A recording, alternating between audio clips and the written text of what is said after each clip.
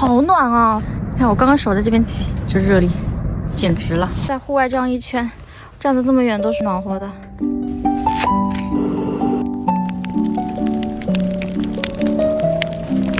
东北大锅炖。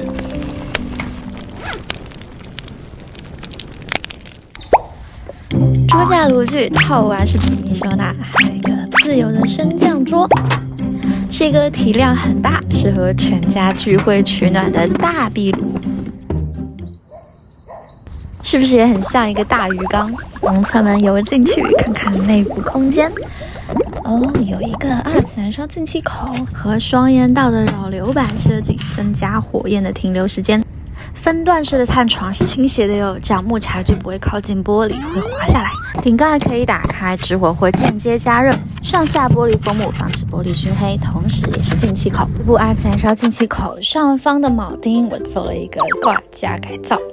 底下是一个大烤箱，里面放了工具手把的配件，等会儿就来烹煮测试。下方是一个3段式的接灰盒，烹煮面积那相当大了，一次性可以搞定多人的美食。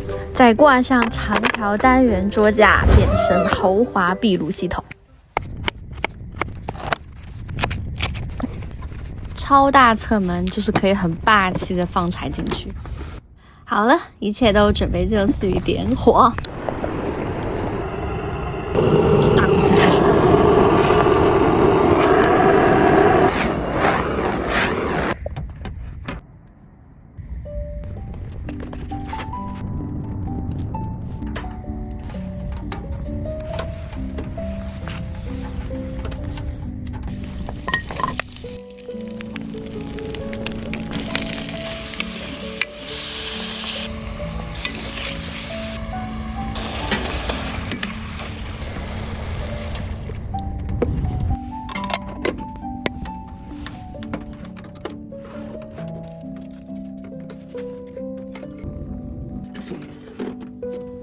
听说台湾的胡须章卤肉饭很好吃，我们外挂一个。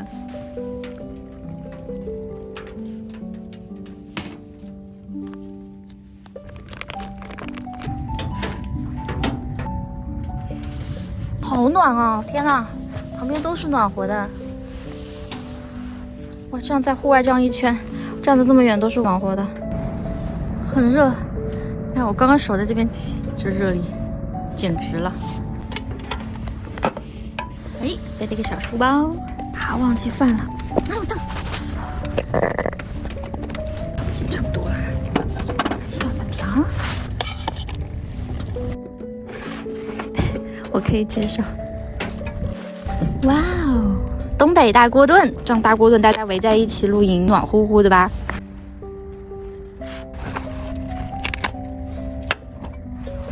配合很多朋友一起分享哇！同时做了这么多啊，饭好像烧焦了，没顾上它。啊，吃块鸡肉，来粉丝先吃粉条、丸子。我看东北大锅炖的是用玉米饼，然后咱们今天就用玉米馒头，然后蘸着汤汁吃，对不对？这玩意儿老香了。来，东北的朋友告诉我这个吃法标不标准？嘎嘎好吃。台湾的朋友们，我吃胡须章卤肉饭到不到底？